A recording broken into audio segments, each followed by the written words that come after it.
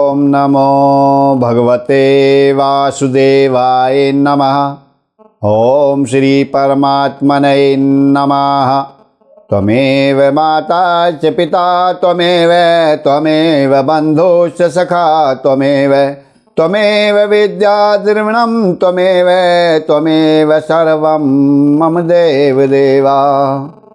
हे प्रिय भागवत भक्तों, आज हम श्री गर्गाचार्य ऋषि द्वारा रचित गर्ग संहिता का पाठ प्रारंभ कर रहे हैं। हे प्रिय श्री कृष्ण भक्तों, इस गर्ग संहिता के अंतर्गत आप जो भागवत में भगवान श्री कृष्ण और राधा जी की लीलाओं के विषय में सूक्ष्म रूप में लिखा हुआ है, उसका यहाँ उल्लेख पूर्ण रूप से श्रवण करेंगे। इस संहिता के अंतर्गत 9 खंड हैं। इन 9 खंडों में गोलोक खंड से लेकर विज्ञान खंड तक सभी खंडों में भगवान श्री कृष्ण और राधा जी की लीलाओं का वर्णन है। आइए अपने गुरु श्री का ध्यान करते हुए, श्री राधे कृष्ण का ध्यान करते हुए अपनी कथा को प्रारंभ करते हैं। गुरुर्विष्णु गुरुर्ब्रह्मा गुरुर्देवो महेश्वरा गुरु साक्षात परब्रह्मा तस्मै श्री गुरुवे नमः। बोलो गुरु महाराज की जय। श्री गणेशाय नमः। ओम श्री राधा कृष्णाभ्याम नमः।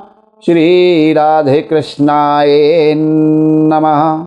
कृष्णाय वासुदेवाय हरे परमात्मने प्रणतय क्लेशनाशाय गोविंदाय नमो नमः। सच्चिदानंद रूपाय विश्वोत्पत्त्यादि हेतवे तापत्रय विनाशाय श्री कृष्णाय नमो नमः। ओम नमो भगवते वासुदेवाय नमः। श्री कृष्णचंद्र भगवान की जय। चिंतामणि प्रकाशदस्सु कल्पवृक्षलतालक्षावृतेषु सुरभिरभिपालयन्तं लक्ष्मी सहस्रशतसंभ्रम सेव्यमानं गोविन्दमादिपुरुषं तमहं भजामि। बोलो श्री गोविंद नारायण भगवान की जय। आइए श्री गर्ग संहिता के प्रथम खंड गोलोक खंड के पहले अध्याय में हम प्रवेश करते हैं। श्री दामोदर ऋषिकेश वासुदेव नमोस्तुते। शौनक और गर्ग जी का संवाद। राजा बहुलाश के पूछने पर नारद जी के द्वारा अवतार भेद का निरूपण आदि की व्याख्या करना, इस अध्याय के अंतर्गत आप श्रवण करने जा रहे हैं। आइए अध्याय प्रारंभ करते हैं। जय जय श्री कृष्णाय। नारायणं नमस्कृत्य नरं चैव नरोत्तमं देवीं सरस्वतीं व्यासं ततो जयमुदीरयेत्। शरद्विकपङ्कज श्रियमतीव विद्वेषकं मिलिन्दमुनिसेवितं कुलिशकञ्जविचिव्यावृतं स्फुररत्नकनकनूपुरं दलितभक्तया तापत्रयं चलदधुतिपदव्ययं हृदये ददामि राधापते। वदनकमलनिरयद यस्य पीयूषमाध्यं पिबति जनवरोऽयं पातु सोऽयं गिरं मे। वदर्वन विहार सत्यवत्याः कुमारः प्रणतदुरिताहारः शांगगंधवावतार। श्री कृष्णाय नमः। अर्थ: भगवान नारायण, नरश्रेष्ठ नर, देवी सरस्वती तथा महर्षि व्यास जी को नमस्कार करने के उपरांत जय श्री हरि की वैजय गाथा से परिपूर्ण इतिहास श्री गर्ग संहिता का उच्चारण करना चाहिए। मैं भगवान श्री राधाकांत के उन युगल चरण कमलों को अपने हृदय में धारण करता हूँ, जो शरद ऋतु के प्रफुल्लित कमलों की शोभा को अत्यंत नीचा दिखाने वाले हैं। मनोरूपी भ्रमरों के द्वारा जिनका निरंतर सेवन होता रहता है, जो वज्र और कमल आदि के चिन्हों से विभूषित हैं, जिनमें सोने के नुपुर चमक रहे हैं और जिन्होंने भक्तों के त्रिविध ताप का सदा ही नाश किया है, तथा जिनसे दिव्य ज्योति छिटक रही है, जिनके मुख कमल से निकली हुई आदि कथा रूपी सुधा का बड़भागी मनुष्य सदा पान करते रहते हैं, वे बद्रिका वन में विहार करने वाले प्रणतजनों का ताप हरने में समर्थ भगवान श्री हरि विष्णु के अवतार सत्यवती कुमार श्री व्यास जी मेरी वाणी की रक्षा करें, उसे दोष मुक्त करें। एक समय की बात है, ज्ञान शिरोमणि परम तेजस्वी मुनीश्वर गर्ग जी, जो योग शास्त्र के सूर्य हैं, शौनक जी से मिलने के लिए नैमिषारण्य में आए। उन्हें आया देखकर मुनियों सहित शौनक जी सहसा उठकर खड़े हो गए और उन्होंने पाद आदि उपचारों से विधिवत उनकी पूजा की। पाद आदि का मतलब है, पाद माने चरण को धोना, उनकी पूजा आदि करना। शौनक जी ने कहा, साधु पुरुषों का सब और विचरण धन्य है, क्योंकि वह ग्रस्त जनों को शांति प्रदान करने के लिए बनाया गया है। या कहा गया है, मनुष्यों के भीतरी अंधकार का नाश महात्मा ही करते हैं, ना कि सूर्य भगवान। मेरे मन में यह जिज्ञासा उत्पन्न हुई है कि भगवान विष्णु जी के अवतार कितने प्रकार के हैं। आप कृपा करके इसका निवारण कीजिए और मुझे पूर्ण रूप से उल्लेख कर दीजिए। शौनक जी ने ऐसा व्यास जी से पूछा। श्री गर्ग जी कहते हैं, हे ब्राह्मण, भगवान के गुणानुवाद से संबंध रखने वाला आपका यह प्रश्न बहुत ही उत्तम है। यह कहने, सुनने और पूछने वाले तीनों के कल्याण का विस्तार करने वाला है, अर्थात कल्याणकारी है।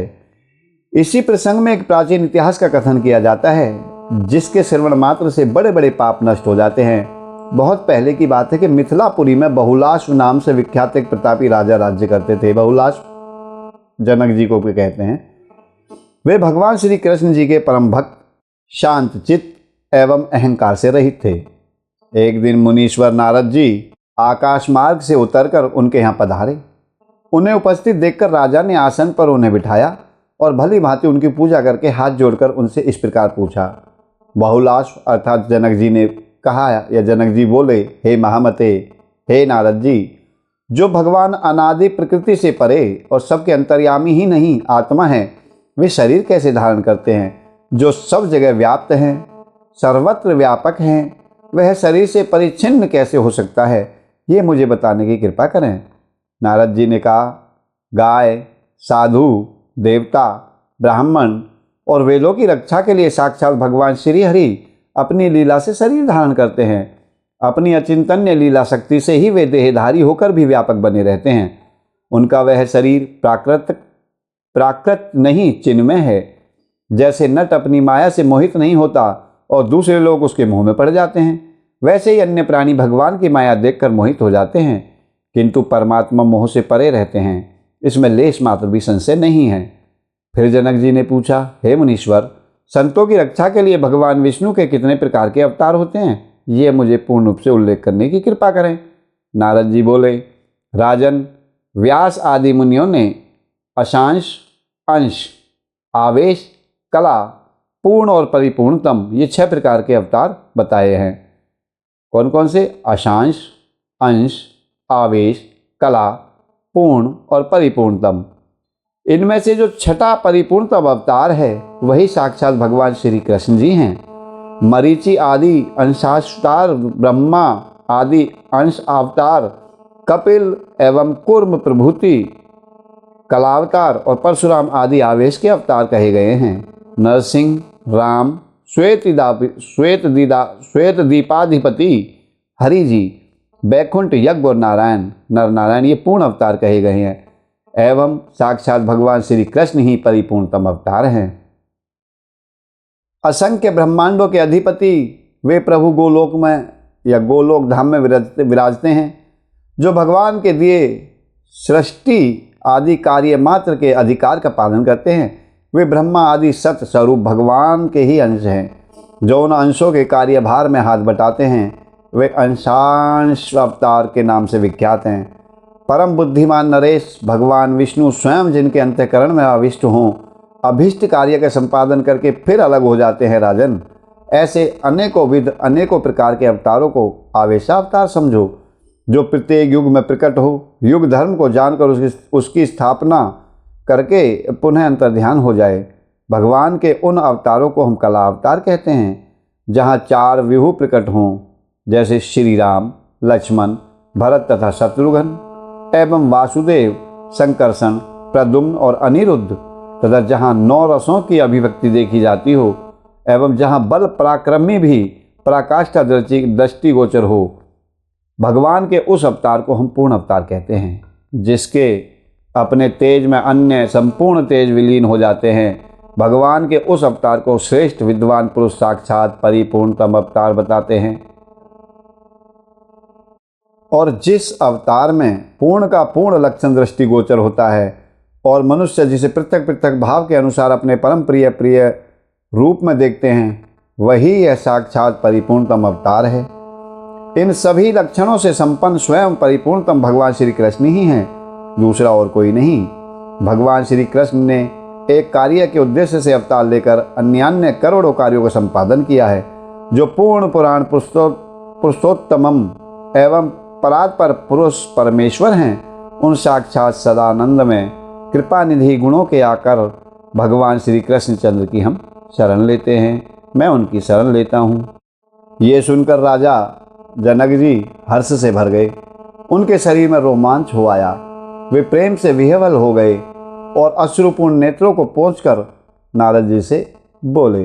राजा बहुलाश्व ने पूछा, महर्षि, साक्षात परिपूर्णतम भगवान श्री कृष्णचंद्र सर्वव्यापी चिन्मय गोलोक धाम से उतरकर जो भारतवर्ष के अंतर्गत द्वारकापुरी में विराज रहे हैं, इसका क्या कारण है? हे ब्राह्मण, उन भगवान श्री कृष्ण के सुंदर बृहत विशाल या ब्रह्म स्वरूप गोलोक धाम का वर्णन कीजिए।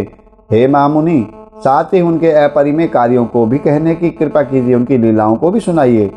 मनुष्य जब तीर्थ यात्रा तथा 100 जन्मों तक उत्तम तपस्या करके उसके फलस्वरूप सत्संग का सुअवसर पाता है, तब वह भगवान श्री कृष्णचंद्र को प्राप्त करता है। कब मैं भक्ति रस से आदर्शित हो मन से भगवान श्री कृष्ण के दास का भी दासानुदास होऊंगा, यदि ऐसा मन में विचार करता है, जो संपूर्ण देवताओं के लिए भी दुर्लभ है, वे पर ब्रह्म परमात्मा आदि देव भगवान श्री कृष्ण मेरे नेत्रों के समक्ष कैसे और कब आएंगे? श्री कृष्णचंद्र भगवान की जय। श्री नारद जी बोले, नृपश्रेष्ठ, तुम धन्य हो, भगवान श्री कृष्णचंद्र के अभीष्ट जन हो और उन श्री हरि के परम प्रिय भक्त भी हो। तुम्हें दर्शन देने के लिए ही वे भक्तवत्सल भगवान यहाँ अवश्य पधारेंगे। हे ब्राह्मण देव, भगवान जनार्दन द्वारका में रहते हुए भी तुम्हें और ब्राह्मण ऋतुदेव को याद करते रहते हैं। अहो, इस लोक में तो संतों का कैसा सौभाग्य है, ऐसा नारद जी बहुलासु जी से कह रहे हैं। इसी बात को भगवान श्री नारद जी ने संस्कृत में कुछ इस प्रकार बताया है। ओम अंशांशो सस्तथा वेशे कलापूर्णः प्रकथ्यते व्यासाधेश्च स्मृतः षष्ठे परिपूर्णतं स्वयं अंशांशस्तु मरीच्यादिरंशाः ब्रह्मादयस्तथा कलाः कपिलकूर्माद्धा आवेशा भार्गवादयः पूर्णो नरसिंहो रामश्वश्वेतदीपाधिपो हरिः वैकुण्ठोऽपि तथा यज्ञो नरनारायण स्मृतः परिपूर्णतं साक्षात् कृष्णो भगवान् स्वयं असंख्य ब्रह्माण्डपतिर्गोलोके धाम्नि राजते कार्याधिकारं कुर्वन्तः सदंशास्ते प्रकीर्तिता तत्कार्ये भारं कुर्वन्तस्ते अशांसा विदिता प्रभो येषाम् अन्तर्गतो विष्णोः कार्ये कृत्वा विनिर्गतः नानावेशावताराश्चं विद्धिराजन् महामते धर्म विज्ञाय कृत्वा यः पुनरन्तरधीयत युगे युगे वर्तमानः सोऽवतार कलाहरे चतुर्व्यूहो भवेद्धत्र दृश्यन्ते च रसा नवः अतः परं च वीर्याणि स तु पूर्णः प्रकथ्यते यस्मिन् सर्वाणि तेजांसि विलीयन्ते स्वतेजसि तं वदन्ति परे साक्षात् परिपूर्णतमः स्वयं। पूर्णस्य लक्षणे यत्रयं पश्यन्ति पृथक् पृथक् भावेनापि जना सोऽयं परिपूर्णतमः स्वयं। परिपूर्णतं साक्षात् श्रीकृष्णो नान्य एव हि एक कार्यार्थमागत्य कोटिकार्यं चकार। पूर्णः पुराणः पुरुषोत्तमं तत्परात् परो यः पुरुषः परमेश्वरः स्वयं सदानन्दमयं कृपाकरं गुणाकरं तं शरणं व्रजाम्यहम्। श्रीकृष्णदासस्य चेदासादासः कदा भवेयं मनादृचत्।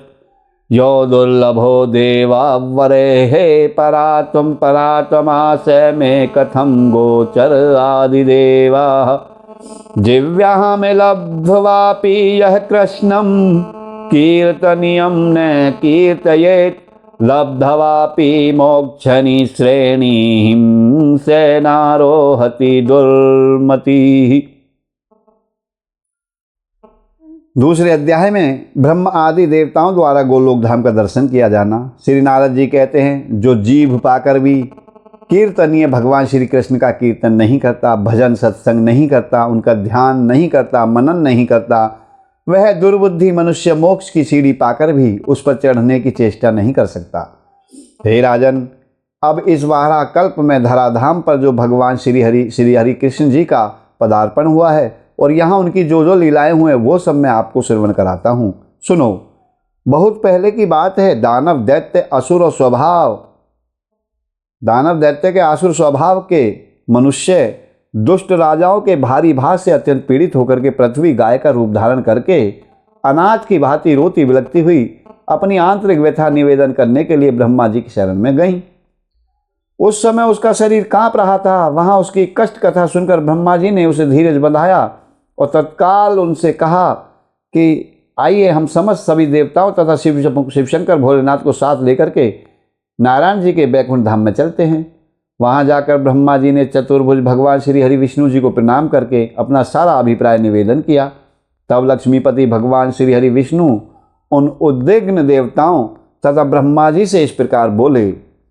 श्री हरि भगवान विष्णु जी ने कहा, ब्राह्मण साक्षात भगवान श्री कृष्ण ही अगणित ब्रह्मांडों के स्वामी परमेश्वर अखंड स्वरूप तथा देवातीत हैं।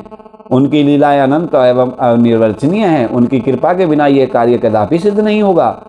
अतः तुम उन्हीं की अविनाशी परम उज्ज्वल धाम में शीघ्र जाओ। कैसा कहा है? कृष्णं स्वयं विगणितांडपतिं परेशं साक्षादखंडं मतिदेवमतिवलीलं कार्यं कदापि न भविष्यति यं विना हि गुच्छासु तस्य विशदं पदं व्यं त्वम्। ब्रह्मा जी बोले, हे प्रभु, आपके अतिरिक्त कोई दूसरा भी परिपूर्णतम तत्व है ये तो मैं नहीं जानता। यदि कोई दूसरा भी आपसे उत्कृष्ट परमेश्वर है तो उसके लोक का मुझे दर्शन कराइए।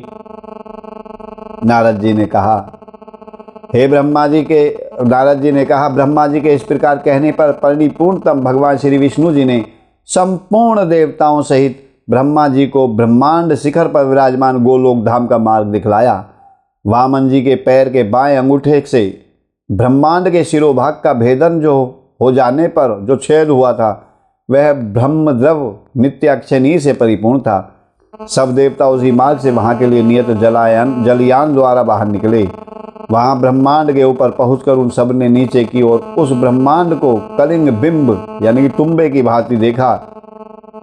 इसके अतिरिक्त अन्य भी बहुत से ब्रह्मांड उसी जल में इंद्रायण फल के सदृश इधर उधर लहरों में लुढ़क रहे थे। ये देखकर सब देवताओं को विस्मय हुआ। वे चकित हो गए। वहां से करोड़ों योजन ऊपर 8 नगर मिले जिनके चारों दिव्य चार दीवारी शोभा बढ़ा रही थी और झुंड के झुंड रत्न आदि में वृक्षों से उन पुरियों की मनोरमता बढ़ रही थी। वहीं ऊपर देवताओं ने विरजा नदी का सुंदर तट देखा जिससे विरजा की तरंगें टकरा रही थीं। वह तट प्रदेश उज्ज्वल रेशमी वस्त्र के समान शुभ्र दिखाई देता था। दिव्य मणि में 100 पानों से अत्यंत उद्भासित हो रहा था। तट की शोभा देखते और आगे बढ़ते हुए देवता उस उत्तम नगर में पहुँचे। जो अनंत कोटि सूर्यों की ज्योति का महान पुंज का सा जान पड़ता था, उसे देखकर देवताओं की आंखें चौंधिया गईं। वे उस तेज से पराभूत हो जहाँ के तहाँ खड़े रह गए। तब भगवान विष्णु की आज्ञा के अनुसार उस तेज को प्रणाम करके ब्रह्मा जी उसका ध्यान करने लगे। उसी ज्योति के भीतर उन्होंने एक परम शांति में साकार धाम देखा। उसमें परम अद्भुत कमल नाल के समान धवल वर्ण 1000 मुख वाले शेषनाग का दर्शन करके सभी देवताओं ने उन्हें प्रणाम किया। हे राजन, उन शेषनाग की गोद में महान आलोक में लोक वंदित गोलोक धाम का दर्शन हुआ। वहाँ धामाभिमानी देवताओं के ईश्वर तथा गणनाशीलों में प्रधान काल का भी कोई वश नहीं चलता। वहाँ माया भी अपना प्रभाव नहीं डाल सकती। मन, चित्त, बुद्धि, अहंकार, 16 विकार तथा महतत्व भी वहाँ प्रवेश नहीं कर सकते। फिर तीनों गुणों के विषय में तो कहना ही क्या। वहाँ कामदेव के समान मनोहर रूप लावण्य शालिनी श्याम सुंदर विग्रह श्री कृष्ण पार्षदा द्वारपाल का कार्य करती थीं। देवताओं को द्वार के भीतर जाने के लिए उद्यत देख उन्होंने मना किया।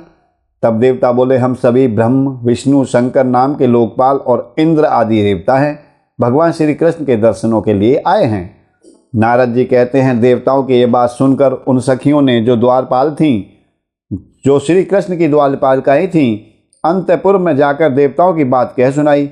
तब एक सखी जो चंद्रानना नाम से विख्यात थी, जो कि उन सभी द्वारपालिकाओं की मुख्य अधिकारी थी, कह सकते हैं सभी सिक्योरिटी गार्ड की मेन सुपरवाइजर, जो उन द्वारपालकों से ऊपर के पद पर आसीन थी, जिसके वस्त्र पीले थे और हाथ में बैत की छड़ी मतलब एक डंडी ले रखी थी, बाहर आई और उनसे उनका अभिष्ट प्रयोजन पूछा।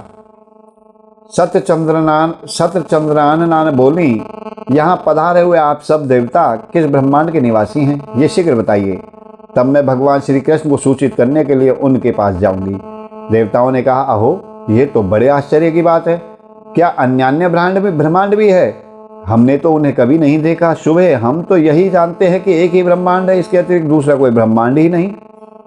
सतचंद्रानना बोली, हे ब्रह्मदेव, यहाँ तो विरजा नदी में करोड़ों ब्रह्मांड इधर उधर लुढ़क रहे हैं, उनमें भी आप जैसे ही पृथक पृथक देवता वास करते हैं। अरे क्या आप लोग अपना गांव का नाम तक नहीं जानते? जान पड़ता है कभी यहाँ आए भी नहीं हो, अपनी थोड़ी सी जानकारी में ही हर्ष फूल बैठे हो। जान पड़ता है कभी घर से बाहर निकले ही नहीं, जैसे गुलर के फलों में रहने वाले कीड़े जिस फल में रहते हैं उसके सिवा दूसरे को जानते नहीं, उसी प्रकार आप जैसे साधारण जन जिसमें उत्पन्न होते हैं एकमात्र उसी को ब्रह्मांड समझते हैं। नारद जी कहते हैं, राजन, इस प्रकार सत्यचंद्रानना द्वारा उपहास के पात्र बने हुए सब देवता चुपचाप खड़े रहे, कुछ बोल न सके। उन्हें चकित देखकर भगवान श्री हरि विष्णु जी ने कहा। हरि भगवान विष्णु बोले, भगवान, जिस ब्रह्मांड में भगवान प्रश्नी गर्भ का सनातन अवतार हुआ है तथा त्रिविक्रम विराट रूपधारी वामन के नख से जिस ब्रह्मांड में विवर बन गया था, छेद हो गया था, हम वहीं निवास करते हैं। श्री नारद जी कहते हैं, भगवान विष्णु की ये बात सुनकर सत्यचंद्रानना ने कहा और उनकी भूरी भूरी प्रशंसा की और स्वयं भीतर चली गई। फिर शीघ्र ही आई और सबको अंतपुर में पधारने की आज्ञा देकर वापस चली गई। इसके उपरांत संपूर्ण देवताओं ने परम सुंदर धाम गोलोक का दर्शन किया। वहाँ गोवर्धन नामक पर्वत गिरिराज शोभा पा रहे थे। गिरिराज का वह प्रदेश उस समय वसंत का उत्सव मनाने वाली गोपियों और गांवों के समूह से घिरा हुआ था। कल्पवृक्षों तथा कल्पवृक्षों और कल्पलताओं के समुदाय से सुशोभित था और रास मंडल उसे मंडित अलंकृत कर रहा था। वहाँ श्याम वर्ण वाली उत्तम यमुना नदी स्वच्छंद गति से बह रही थी। उसके तट पर बने हुए करोड़ों प्रासाद उसकी शोभा बढ़ाते थे तथा उस नदी में उतरने के लिए वैदूर्य मणि की सुंदर सीढ़ियाँ बनी हुई थीं। वहाँ दिव्य वृक्ष और लताओं से भरा हुआ वृंदावन अत्यंत शोभा पा रहा था। बोलो वृंदावन धाम की जय। भांति भांति अनेकों के विचित्र पक्षी थे। भ्रमरों तथा वंशी वट के कारण वहाँ की सुषमा और बढ़ रही थी। वहाँ सहस्त्र दल कमलों के सुगंधित पराग को चारों ओर पुनः पुनः बिखेरती हुई शीतल वायु मंद गति से बह रही थी। वृंदावन के मध्य भाग में 32 वनों से युक्त एक निज निकुंज है। 4 दीवारियां और खाइयां उसे सुशोभित कर रही हैं। उसके आंगन का भाग लाल वर्ण वाले अक्षयवटों से अलंकृत है। पद्मराग आदि 7 प्रकार की मणियों से बनी दीवारें तथा आंगन के फर्श बड़ी शोभा पाते हैं। करोड़ों चंद्रमाओं के मंडल की छवि धारण करने वाले चंदोवे उसे अलंकृत कर रहे हैं तथा उनमें चमकीले गोले लटक रहे हैं। फहराती हुई दिव्य पताकाएं एवं खिले हुए फूल मंदिरों एवं मार्गों की शोभा बढ़ाते हैं। वहाँ भ्रमरों की गुंजारव संगीत की सृष्टि करते हैं तथा मत्त मयूर और कोकिलों के कलरव सदा श्रवण गोचर होते रहते हैं। वहाँ बाल सूर्य के सैदृश कांतिमान अरुण पीत कुंडल धारण करने वाली ललनाएं सत सत चंद्रमाओं के समान गौरवर्ण से उद्भासित होती हैं। स्वच्छंद गति से चलने वाली वे सुंदरियां मणिरत्न में भित्तियों में अपना मनोहर मुख देखती हुई वहाँ का रत्न जड़ित आंगनों में भागती फिरती हैं। उनके गले में हार और बाहों में केयूर शोभा पाते हैं। नुपुरों तथा करधनी की मधुर झनकार वहाँ गूंजती रहती है। वे गोपांगनाएं मस्तक पर चूड़ामणि धारण किए रहती हैं। वहाँ द्वार द्वार पर कोटि कोटि मनोहर गायों के दर्शन होते हैं। वे गायें दिव्य आभूषणों से विभूषित हैं और श्वेत पर्वत के समान प्रतीत होती हैं। सब की सब दूध देने वाली तथा नई अवस्था की हैं। सुशीला सुरुचा तथा सद्गुणवती हैं। सभी सवत्सा और पीली पूंछ की हैं। ऐसी भव्य रूप वाली गायें वहाँ सब और विचर रही हैं। उनके घंटे गले में बंधे हुए घंटी और मंजीरों से मधुर ध्वनि होती रहती है। किंकणी जालों से विभूषित उन गायों के सींगों में सोने बढ़ा हुआ है, यानी कि गाय के सींग में सोने से मड़े हुए हैं। वे स्वर्ण तुल्य हार एवं मालाएं धारण करती हैं। उनके अंगों से प्रभा छिटकती रहती है। सभी गायें भिन्न भिन्न रंग वाली हैं। कोई उजली, कोई काली, कोई पीली, कोई लाल, कोई हरी, कोई तांबे के रंग की और कोई चितकबरे रंग की है। किन्हीं का वर्ण धुएं जैसा है। बहुत सी कोयल के समान कर रंग वाली हैं। दूध देने में समुद्र की तुलना करने वाली उन गायों के शरीर पर तरुणियों के कर चिन्ह शोभित हैं, अर्थात युवतियों के हाथों के रंगीन छापे दिए गए हैं, यानी कि जैसे पीठ पे हल्दी के हाथ लगा दें, कुमकुम के लगा दें, इस तरह से छापे लगाए हुए हैं गायों के शरीर पर। हिरन के समान छलांग भरने वाले बछड़ों से उनकी अधिक शोभा बढ़ गई है। गायों के झुंड में विशाल शरीर वाले सांड भी इधर उधर घूम रहे हैं। उनकी लंबी गर्दन और बड़े बड़े सींग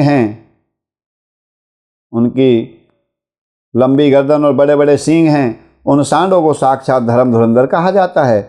गांव की रक्षा करने वाले चरवाहे भी अनेक हैं। उनमें से कुछ तो हाथ में बैत लेकर के छड़ी लेकर के घूम रहे हैं और दूसरों के हाथ में सुंदर बांसुरी शोभा पाती है। उन सब के शरीर का रंग श्यामल है। वे भगवान श्री कृष्णचंद्र की लीलाएं ऐसे मधुर स्वर में गाते हैं कि उसे कामदेव भी मोहित कर देता है। इस दिव्य निज निकुंज को संपूर्ण देवताओं ने प्रणाम किया और भीतर चले गए। वहां उन्हें 1000 दल वाला एक बहुत बड़ा कमल दिखाई पड़ा। वह ऐसा सुशोभित था मानो प्रकाश का पुंज हो। उसके ऊपर एक 16 दल का कमल है तथा उसके ऊपर भी एक 8 दल वाला कमल है। उसके ऊपर चमचमाता हुआ एक ऊंचा सिंहासन है। 3 सीढ़ियों से संपन्न वह परम दिव्य सिंहासन कौस्तुभ मणियों से जटित होकर के अनुपम शोभा पाता है।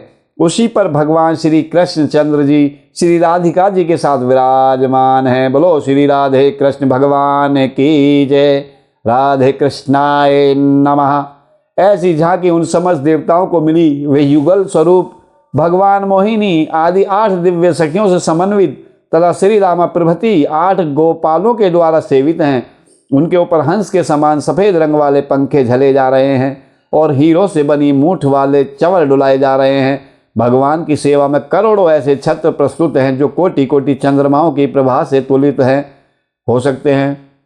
भगवान श्री कृष्ण के वाम भाग में विराजित श्री राधिका जी से उनकी बाईं भुजा सुशोभित है। भगवान ने स्वेच्छापूर्वक अपने दाहिने पैर को टेढ़ा करके रखा हुआ है। वे हाथ में बांसुरी धारण किए हैं और उन्होंने मनोहर मुस्कान से भरे मुखमंडल और भ्रकुटी विलास से अनेक कामदेवों को मोहित कर रखा है। उन श्री हरि की मेघ के समान श्यामल कांति है तथा कमल दल की भांति बड़ी विशाल उनकी आंखें हैं। घुटनों तक लंबी भुजाओं वाले वे प्रभु अत्यंत पीले वस्त्र पहने हुए हैं।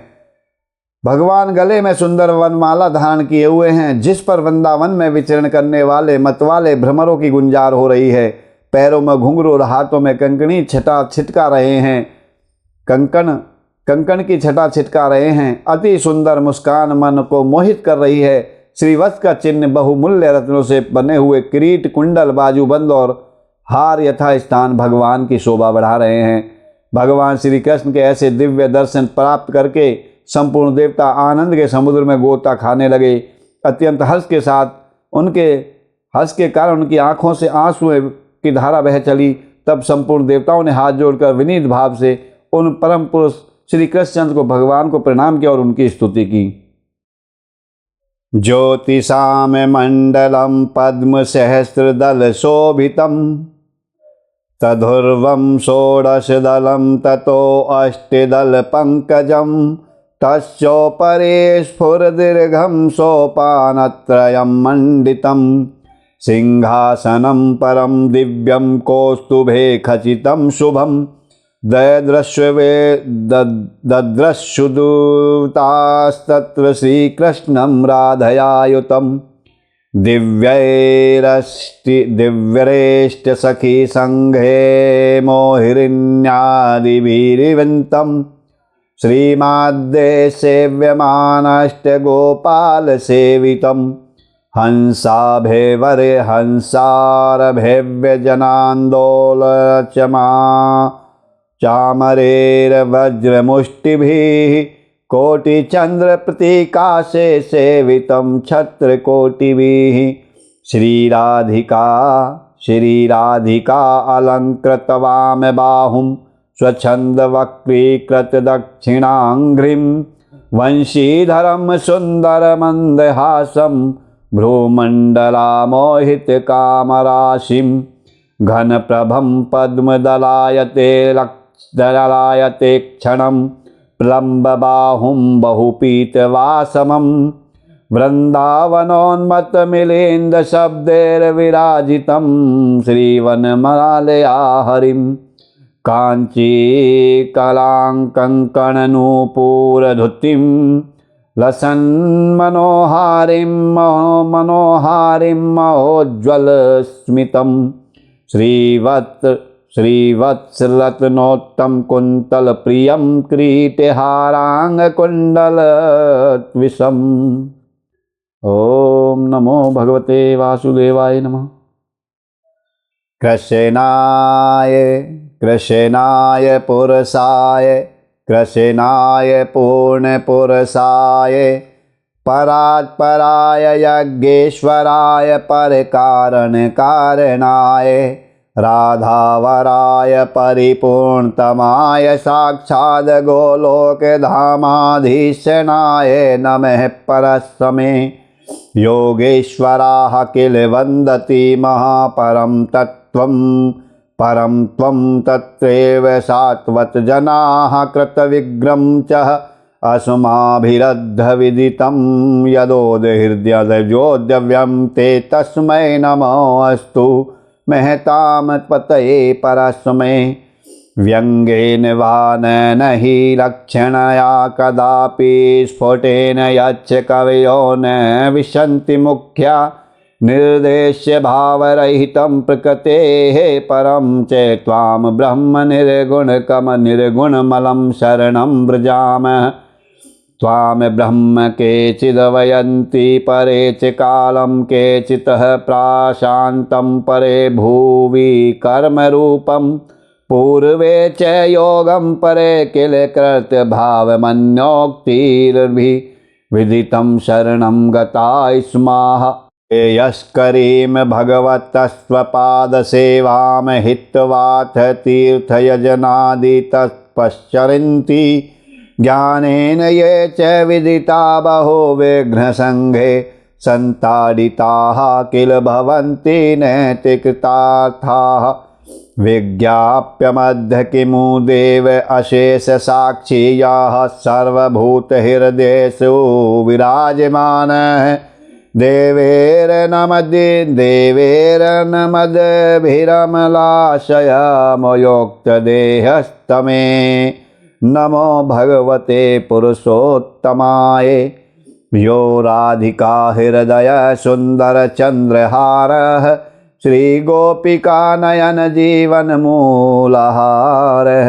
गोलोक धाम धिषण ध्वज आदिदेव से त्वं विपत्सो विबुधान परिपाहि पाहि वृंदावनेश गिरिजा गिरिराजपते व्रजेश गोपाल वेश कृत नित्य विहार लीला राधापते श्रुतिधराधिपते धरामि त्वं गोवर्धनोद्धरन् उद्धवर्धर्मधार। ओम श्री राधा कृष्णाय नमः। हे प्रिय भावक भक्तों, आज की कथा को हम यहीं विश्राम देंगे। आइए श्री राधा रानी और कृष्ण भगवान की आरती करते हुए आज की कथा को विश्राम देते हैं। ओम नमो भगवते वासुदेवाय। राधा रानी और श्री कृष्ण भगवान की आरती करते हैं।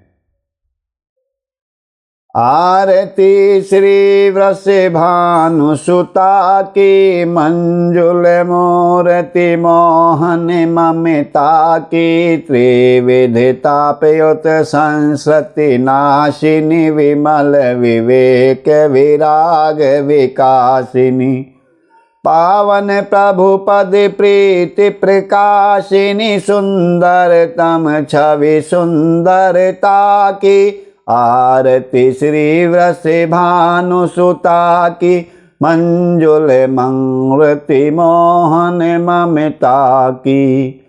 मुनि मनि मोहन मोहन मोहनी मधुर मनोहर मूर्ति सोहनी मुनि मन मोहन मोहन मोहनी मधुर मनोहर मूर्ति सोहनी अविरल प्रेम अमीर सिदोहनी अमीरल अविरल प्रेम अमीर सिदोहनी प्रिय अति सदा सखी ललिता की आरती श्री वृषभानुसुता की मंजुल मूर्ति मोहन ममता की। संतत सेवे सत्य मुनि जन की आकर अमित दिव्य गुण गण की आकर श्री कृष्ण तन मन की आकर श्री कृष्ण तन मन की अति अमूल्य संपत्ति समिता की आरती श्री वृषभानुसुता की मंजुल मूर्ति मोहन ममता की।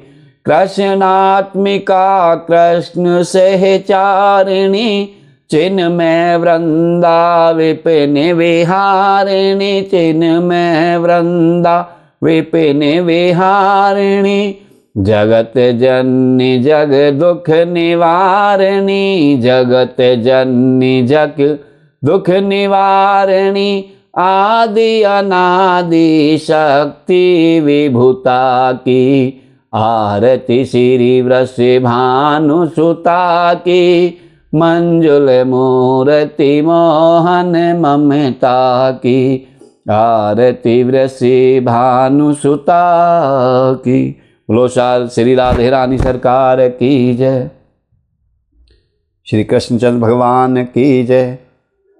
आरती कुंज बिहारी की गिरिधर कृष्ण मुरारी की आरती कुंज बिहारी की गिरिधर कृष्ण मुरारी की गले में वैजंती माला बजावे मुरली मधुर ग्वाला श्रवण में कुंडल झलकाला नंद के आनंद नंद लाला गगन समय अंग कांति काली सिराधे चमक रही आली लतन में ठाड़े बन माली बिरमर से अलख चंद्र से झलक ललित छवि श्यामा प्यारी की आरती कुंज बिहारी की गिरिधर कृष्ण मुरारी की कनक में मोर मुकुट बिल से देवता दर्शन को तरसे कनक में मोर मुकुट बिल से देवता दर्शन को तरसे गगन से सुमन रास बरसे बजे मोर चंग और मेरे दंग ग्वाल निसंग लाज रखी गोप कुमारी की आरती कुंज बिहारी की श्री गिरिधर कृष्ण मुरारी की जहाँ से निकली भव गंगा यकल मल हरनी श्री गंगा जहाँ से निकली भव गंगा यकल मल हरनी श्री गंगा श्रवण से होते मोह भंगा सुमरन से होते मोह भंगा बसी शिव शीस जटा के बीच हरे अधिकीच चरण छवि श्री बनवारी की आरती कुंज बिहारी की श्री गिरिधर कृष्ण मुरारी की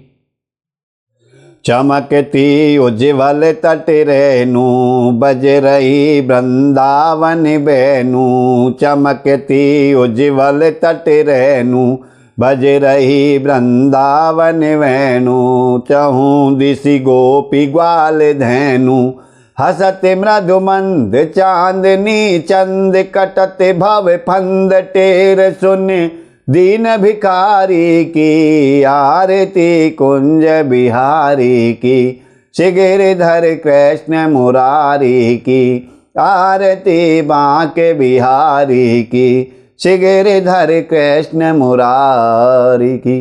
बोलो बांके बिहारी लाल की जय, राधा रमण सरकार की जय। ओम नमो भगवते वासुदेवा हे नाथ नारायण वासुदेवा। ओम नमो भगवते वासुदेवा हे नाथ नारायण वासुदेवा। हे नाथ नारायण वासुदेवा हे नाथ नारायण वासुदेवा। श्री कृष्ण गोविंद हरे मुरारी हे नाथ नारायण वासुदेवा। श्री कृष्ण गोविंद हरे मुरारी हे नाथ नारायण वासुदेवा। हे नाथ नारायण वासुदेवा हे नाथ नारायण वासुदेवा। बोलो श्री राधे कृष्ण मुरार की, बांके बिहारी लाल की, राधा रमण सरकार की जय। आज से श्री गर्ग संहिता का प्रारंभ हुआ है। आप सभी भक्तों से अनुरोध है कि श्रवण करें, प्रतिदिन श्रवण करें और अपने जीवन में इनमें बताई हुई लीलाओं का, भगवान श्री कृष्ण की अच्छी बातों का, सभी बातों का अनुसरण करें और अपने जीवन को सफल बनाएं। हो सके तो मेरी वीडियो को लाइक करें, सब्सक्राइब करें, चैनल को सब्सक्राइब करें और शेयर करें और अपने आशीर्वाद से कृतार्थ करें। बोलो श्री राधा रमण सरकार की जय।